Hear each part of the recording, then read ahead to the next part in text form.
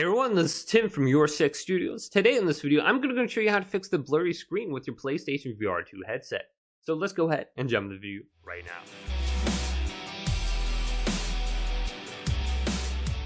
So the most important thing in terms of fixing the blurriness with the screen is simply the positioning on your head. And you want to adjust this accordingly. Now also, you can try cleaning off the lenses using a microfiber cleaning cloth. And this one came with my glasses, or it may have came with your phone. But this is a piece of cloth that is really soft and it won't scratch the lenses.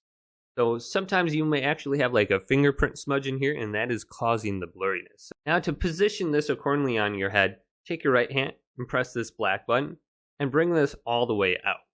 Now go to the back here and press this white button in. And you can bring this out all the way. Now tighten it onto your head by pressing the dial in and rotating it. And then press the black button and bring this closer to your face. And position it up and down. And there's going to be a spot in here where it's going to be a little bit less blurry. And we'll align everything with our eye placement as well. There is a dial with your left hand that you can rotate. And this will adjust the distance between your eyes with the lenses.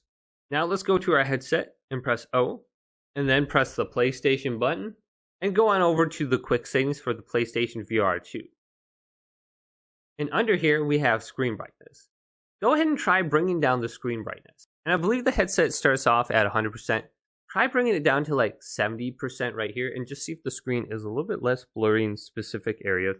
For me, I've noticed some of the darker areas actually do look a little bit better. Then if we go on down to adjust visibility, this will be important as well. So we want to make sure that our eyes are right in the center of the dots. So this will help you determine kind of like if you're not completely centered and leveled with the headset. So yours might be a little bit diagonal. So you'll want to go ahead and level that out. And also the positioning on your head. So you can see mine is way too high now.